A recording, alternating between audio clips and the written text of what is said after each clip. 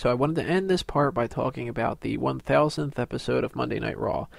And I kind of wanted to have a lot of back and forth between the people here for this segment, but because I'm doing it solo, we can't do that. But I know that a lot of this is going to come up when we talk about the predictions and the review for the SummerSlam pay-per-view, because that's what a lot of this revolved around anyway. And we'll just touch upon a lot of the littler things maybe next week on hot tags or something like that. But going into this, I thought that the episode was going to suck, and I think in a lot of ways I was actually right. It was... some things just really, really bothered me about it. Let's see, do we want to do the good news or the bad news? I thought the hand segment was really funny. It's usually the type of thing that I hate, like the hornswoggle shit and the humor that isn't funny and all that, but I thought just the idea of them going above and beyond to point out how ludicrous it was in the first place, I thought that I came out pretty decent. I laughed seeing the hand grown up, some fucking guy in a hand costume. It was really, really, really stupid, but I thought it was really funny. That being said, I don't want the hand to become like a regular character or something like that. If that happens, then I'm going to completely hate that stuff. The DX reunion I thought was cool. Two parts of it I didn't like. One was that X-Pac was utterly pointless in it. I mean, they stood there looking like an idiot and then just kind of hit on Trish. I don't really understand that. And I think that the Billy Gunn and Michaels thing went a little bit too long, but I mean, I was a big fan of them being able to get everybody back. Now, they couldn't get China, because China's just, she's China. And they couldn't get Rick Rude because he's dead, unfortunately. But the fact that they could get the actual core members of DX together in one shot, that made it that much better. If it would have just been Michaels and Triple H, it would have been annoying as shit to me. But having Road Dogg, having Billy Gunn, having X-Pac, that made it that much better. So, big fan for that, and I even like the fact that Sandow was the one who came out and did that, because it gave Sandow a rub. Now, you may say, how does Sandow get a rub by getting squashed by DX? Well, all he did was take Sweet Chin Music and a pedigree. It's not like they had Hornswoggle come out when he was an honorary DX member, and he beat the shit out of Sandow and won a #1 contendership, or, some kind of bullshit like that. Now, Sandow just comes out, he gets his heel character over a little bit better by trying to say that DX is opposed to the whole enlightenment thing that he's going on with his gimmick. It does a lot better for him to do that than it does for somebody like Kofi Kingston, who wasn't on the show at all, other than a quick tout or something like that. Or Cody Rhodes. Cody Rhodes wasn't even in the show. That's kind of ridiculous. But, no, I liked the DX thing. I liked the hand thing. I liked The Miz winning the Intercontinental Championship. I think The Miz has had nothing going for him for the most part after losing the title to John Cena, and they just haven't figured out what to do with him. So at least if you give him the Intercontinental Championship over somebody like Christian, who wasn't really necessarily needing it, the two of those could have a feud together. Miz could have feuds with other people. He could still have a focal point to him. Now, what they need to do is they need to take the U.S. title off of Santino, and they need to give that to somebody like Damian Sandow. Badly. I would like to see Miz and Christian continue their feud together, and of course I want Miz to come out on top with that. Who do I want the Miz to lose the title to? I haven't figured that out yet. I don't think WWE's thought anywhere near far ahead for that. Maybe an Alex Riley if they were going to start pushing him again, but I doubt that they will.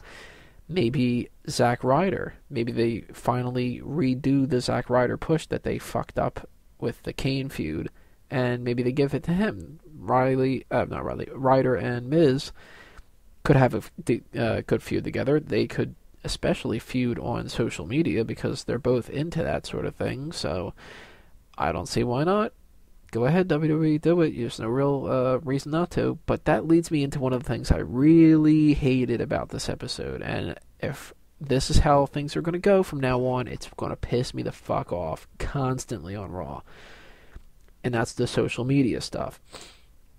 Why are they marketing all of this social media stuff to people who already watch the show. You've got people who watch Monday Night Raw, and you're telling them you can follow these people on Twitter, and you can listen to their touts and all this kind of stuff. Who, out of all the people in the world, are more likely to listen to WWE people on social media? Non-WWE fans or the people watching the show? Clearly, it's the people watching the show.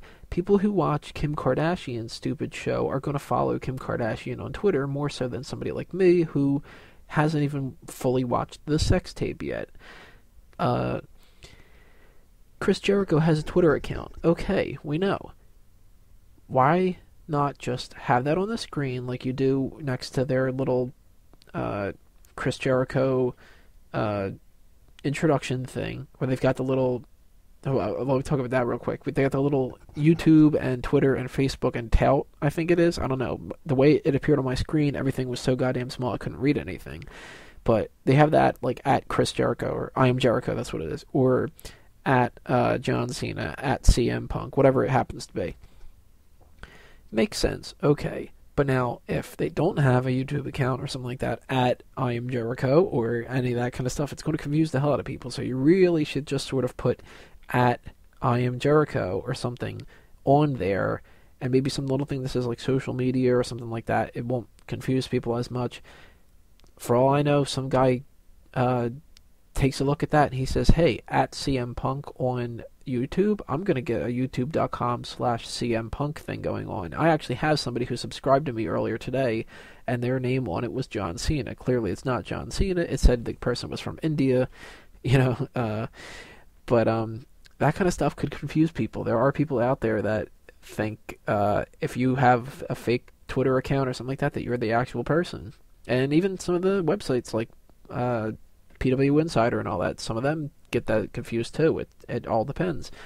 And I don't mind when WWE's doing something like, who do you think, who would you rather see? Big Show versus Rock, Cena versus Rock, or Punk versus Rock? Weigh in on Twitter and Facebook and all that kind of stuff, and we'll show you the poll result later on. I don't mind that at all. I think that's actually a really good idea. Now, I don't want to have that shoved down my throat 6 times an episode, and I don't want 10 variations of that an episode. But if you're going to do something like that, you might as well have some kind of interactivity behind the idea, and make it so it's not just, guys, remember we're on Twitter, remember we're on Facebook, remember we're on YouTube, remember we're on Tout. You know who Tout is? Tout is this, Tout's that, Tout's that. Tout's the latest fucking fad that we're going through, and we're going to push it down your throat as fast as we are going to push down John Cena.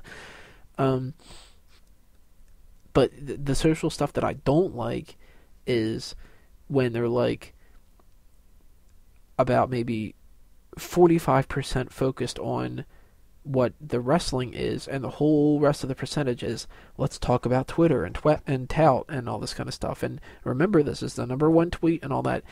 There's only so many things that you can do where you promote yourself on your own product before people get tired of just listening to that.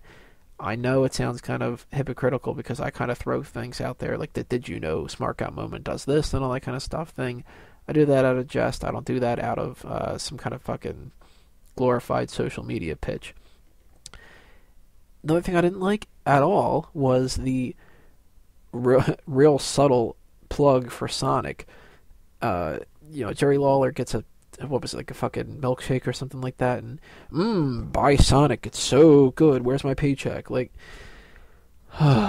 if they're gonna start doing that crap, I already fast forward through so much of Raw and SmackDown that I can watch an episode of Raw and start it an hour late and start watching it at 10 o'clock, and for Eastern, I mean, start watching it at 10 o'clock from the 9 o'clock onward spot and actually catch up to the show from all the stuff that I'm skipping between the commercials and between the Raw Rewind and the SmackDown Rebound and the Smack of the Week and the Just for Men hair plug thing for the week and all that kind of crap. So if they're going to start throwing in KFC commercials or something like that, when they're talking about how Jack Swagger is coming into the ring, it's going to piss me the hell off because it's just bullshit. And the two other main things that I really wanted to talk about, or actually, no, the three other main things before I do that. No, actually, four even. I forgot about that one too. Looking at my list here, and that speaks quite a bit right there, is I forgot about the Brock Lesnar versus Triple H feud. That's how much I care. The thing that bothers me about that is, people have said this before, Brock Lesnar should be working with younger talent and putting them over, or just like putting them over in the sense that they're having a feud with each other and Triple H. I don't want to see Triple H versus Brock Lesnar. I especially don't want to see Triple H versus Brock Lesnar. If it's all about Triple H stroking his ego, Triple H has to lose this match. And right now it's looking like it's just a matter of Triple H wants to look like a dominant person again, so let's have him beat Brock Lesnar out of some kind of, I don't know, maybe he's butthurt because Brock Lesnar left or something like that. If that's their whole agenda, then that's ridiculous, and it's not, as they say in the kayfabe sense, best for business, because what's going to happen in the long run? Brock Lesnar is going to have a match at WrestleMania, and nobody's going to give a shit because he already lost all of his matches that they promoted for the entire year build-up. If you have Brock Lesnar versus Undertaker, and Brock Lesnar already lost to Triple H and John Cena and fucking Yoshitatsu or whatever, nobody's going to think that he could beat The Undertaker. So unless they have a plan in mind where they're going to build him back up like a crazy son of a bitch, then it's kind of worthless to have him at WrestleMania. Another section I wanted to talk about was the wedding with Daniel Bryan and AJ and the general manager thing. Now, this is a situation where they had nothing planned. So they just throw together a wedding angle because why not? And then they've got nothing planned ahead of time for that. And they've got nothing planned ahead of time for the general manager thing because they didn't plan on having this person and then we'll build an angle around that. It was just, let's get a new GM, we'll figure out who it is later, we'll stall for now, and then it'll come to us. So they don't have a plan for it on the 1000th episode. What do? Oh, well, we don't have a plan for the wedding one. We don't have a plan for the general manager thing, so why don't we just throw AJ into there? That'll give her something to do. She's popular now. It'll fill the void of the missing storyline that we don't have to plan for, and then we'll figure something out from then.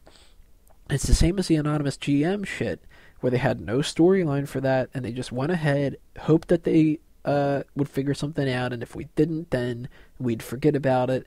And then they figured, oh well, let's just make it Hornswoggle in retrospect. That might be funny for a segment or two. All of these big angles never fucking pan out. Who was Mr. McMahon's son? It was Hornswoggle. It was supposed to be Kennedy and all that kind of stuff, but it ended up just being Hornswoggle because they couldn't plan ahead. And what did that lead to? An opening match at WrestleMania between Finlay and JBL, of all people, that nobody cared about whatsoever. And then it didn't build anything upon that afterward, and it was just, well, now it's over with. Who tried to kill Mr. McMahon? Nobody.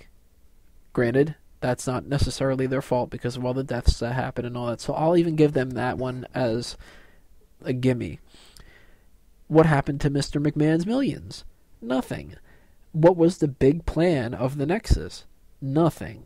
Wasn't Jericho supposed to have some kind of a big announcement that was going to happen on Raw tonight? Everybody's going to think of Jericho. They're not going to be focusing on everything else. He didn't do shit. Do you remember how much of a shocker it was that Cena had his big cash-in announcement for Money in the Bank? You know, the one that we all saw coming the second he announced that he had a big fucking announcement? I guarantee that this AJ as GM thing isn't an actual storyline.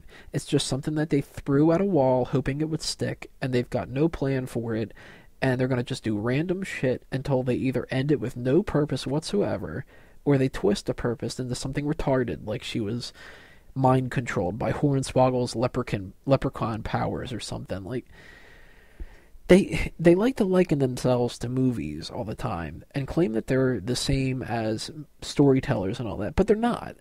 Do you think that Christopher Nolan started working on the Batman trilogy that he just ended, and when he was working on Batman Begins, he was like, oh, I'll just throw this kind of stuff out here. I'll figure it out in movie 2 and movie 3. And then when he dropped the ball, he just decided to do something else and decide, well, I guess I'll make it a Flash movie or something like that. No, he had a plan. He intelligently figured his shit out, and then he executed it. And then he executed it with skill on top of that.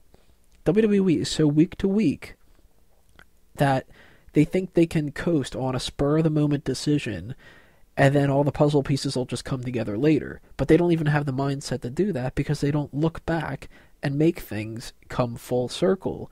They just go to the next thing. What's going to be our next distraction that we put out there? What's the next set of keys we can dangle in front of the audience's faces so they forget about all our past failures? And the problem with that is that wrestling fans have great memories.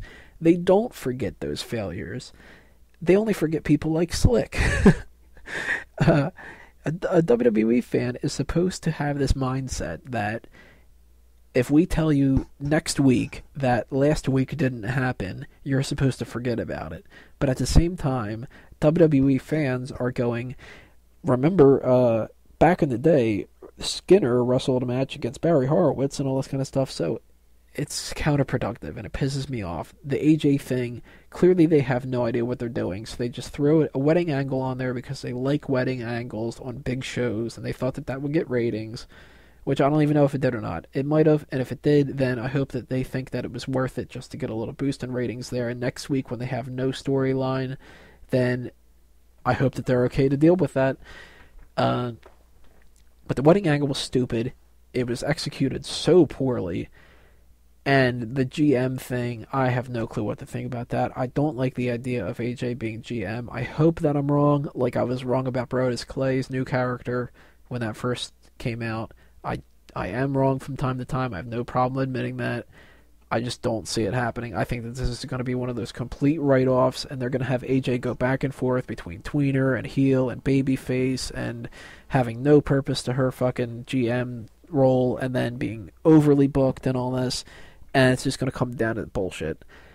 One of the other things that pissed me off was, do you remember the big payoff that we were supposed to have for the Heath Slater angle?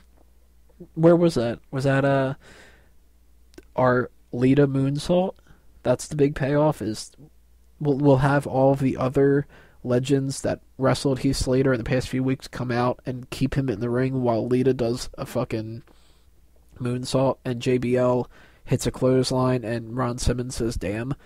I thought the Ron Simmons damn thing was an implied thing when it comes to legends, and then the APA coming out, unless you're going to have the APA be an actual tag team now, and that's the big payoff, then that's a different story. But Lita hitting a moonsault and APA just kind of like standing there is not a big payoff for the Heath Slater angle. I don't know, maybe they pushed it back a week and the big payoff's going to be next week on Raw or something like that, but they got to figure something out, because if that was the big end game that they had planned ahead of time, then it's going to prove to you that how badly this GM wedding storyline is going to go, if that's how they think a big storyline can end.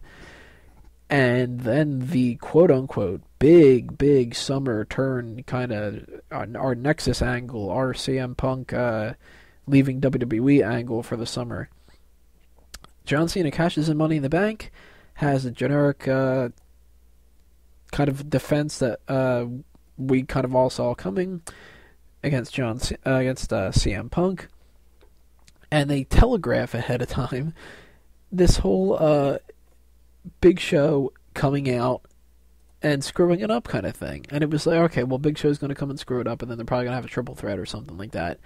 Do you guys want Big Show with Cena and Punk, these people that are feuding together? Do you like to see them against The Rock? Maybe one of them will, hint, hint, hint, all that kind of stuff. Big Show comes out, screws up the match. They end up turning CM Punk heel, basically setting up CM Punk against Rock. Although there's other reports saying that they're going to have John Cena win the title, and they're not going to do that. I don't know. It all kind of depends on this. WWE right now probably thinks that we're thinking four things. Number one, grr, I'm so mad at Big Show for ruining that good match. I'm going to boo that man because we deserve better than that. And if he says that he wanted to ruin it, then what a mean man, and all this kind of stuff. Number two, Cena and The Rock might work together. Oh, goody, yay! Number three, John Cena just never gives up. Look at him. Oh, I respect the hell out of that man. Let's go Cena. Let's go Cena. Instead of the let's go Cena, Cena sucks chants. And number 4, why CM Punk? Why? Oh God, this is Hulk Hogan all over again. Which it isn't. It would only do that if John Cena were the one to turn heel, but they're too goddamn stubborn. And that's what pisses me off about this thing was I'm not looking at this in the sense that this is CM Punk's big angle and that he's turning heel and he's going to be red hot and all this kind of stuff. I don't have that much faith in WWE when it comes to that. If you guys want to think that, go ahead. You're very optimistic in this compared to me. I try to be optimistic in a lot of ways, and if it does turn out to that, that's awesome, but I am looking at this as the more likely option of just one more time them trying to convince us that their perspective of us cheering for John Cena is right and us preferring CM Punk is wrong.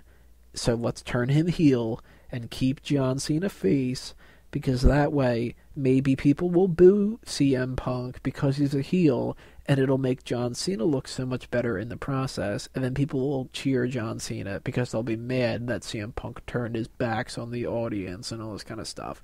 And then they'll all convert over to John Cena, and we'll all be happy together watching John Cena do the same act he did in 2006. Not going to work. People are still going to cheer CM Punk because they like Phil Brooks. It's not a matter of the CM Punk character. Look at Dolph Ziggler. They like Nick Nemeth. That's why he's getting cheered. Dolph Ziggler isn't getting cheered because he's with Vicky Guerrero. Dolph Ziggler is getting cheered because Dolph Ziggler is a fucking hell of a performer. And people don't like John Cena for the reasons of being pushed down the throat and not being as entertaining to them. If you make it to where you push him more down our throats and he doesn't get more entertaining, it's not going to fucking change. So when they do CM Punk against John Cena, you know what's going to happen? It's going to be another 50-50 split, the same way it was before. You're going to hear, let's go Cena, Cena sucks. And then a whole group of the crowd is going to chant for CM Punk. WWE is going to go, la la la la, I can't hear you, la la la la la. We're edit this on the DVD to all be let's go Cena chants. And then what are they going to do? They're going to have Punk act as a tweener until he officially turns heel or something like that, and throw Big Show in there as the legitimate heel. I thought it was such a fucking waste of Money in the Bank when they could have just done this without the Money in the Bank and given Money in the Bank to somebody who deserved it, somebody who there was a point to it other than let's just throw this in for the 1000th episode when we could have just had John Cena do it anyway. And I'm just fucking sick of it. Now, when it comes to Rock and his involvement in this, Rock wasn't as annoying as I thought he was going to be on this episode, so kudos for that. The Rock getting a title shot at Royal Rumble could potentially be fun, but that pretty much means that he's going to win the title and defend the title at WrestleMania. If that's the case, as much as I didn't want to see it, I'm preferring John Cena against The Rock, number 2. And here's where you guys will see what I mean by I am not just going to follow something like I hate John Cena and that's why I'm mad about this kind of situation. That's not the situation. I think that it's a poor time to turn CM Punk heel. And that it would have been much more interesting to turn Cena heel. But this is how I explain how that goes. Now, the only way that I can see this making any sense is if you have enough baby faces in the main event for CM Punk to feud with, which I don't think you do right now, and I don't want to see Punk against Cena for the next 6 months. But you have Punk retain the title until the Royal Rumble, and he loses it to The Rock, flips out about it, can't win it back at Elimination Chamber. They do another thing where instead of the Elimination Chamber being the WWE Championship defended, make that the number 1 contender and make John Cena win that. Or make John Cena win a number 1 contenders match or something like that. So that way he can face The Rock at WrestleMania and win the title and make it make it back from losing the championship losing the match against The Rock last year at WrestleMania. Meantime, you have CM Punk set up something with Steve Austin, and you have Brock Lesnar versus Undertaker, and those are your 3 top matches at WrestleMania. Punk and Austin, WWE Championship between Rock and Cena, Brock Lesnar versus Undertaker for the streak.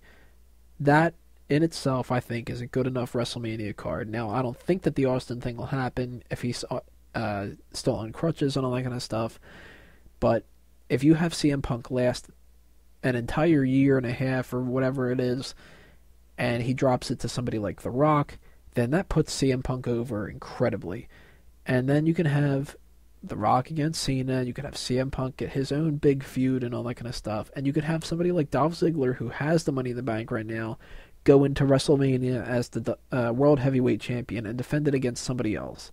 Not a Sheamus, not a Triple H, not fucking Rey Mysterio, not, any of these fucking same people. Maybe even have something like, I don't know, Dolph Ziggler turns babyface because he's getting cheered and faces a heel Cody Rhodes who wins the Royal Rumble. How about that? I would love to see those two have a feud at WrestleMania. Or maybe he faces The Miz who wins the Royal Rumble. Something like that. Somebody who hasn't won the Royal Rumble before could benefit from it. Something like that. I don't know. We'll figure that out though when it comes down to it. I wanted to rant a whole lot, and I ranted, about a half an hour now just on this. So that'll be the end of this part, and that'll actually be the end of this episode. Make sure you guys tell me what you thought about the episode in the comments below and everything like that. If you disagree with me, don't just get all pissed off and say, oh, you're a fucking idiot and all that kind of stuff, because I'm just going to remove the comment anyway. At least argue your point. Remember about the Sign Me Up program. You bring a Smark Out Moment sign to any kind of wrestling event, take a picture or a video of yourself, and I will put it up on this and give you a shout out and everything. That is it then for episode 39 of Smack Talk. This has been another Smark Out Moment, and I'm being counted out. See you next time, everybody. 5, 2, yeah! I'm just one man. Oh, but I'm the outro band. Alright.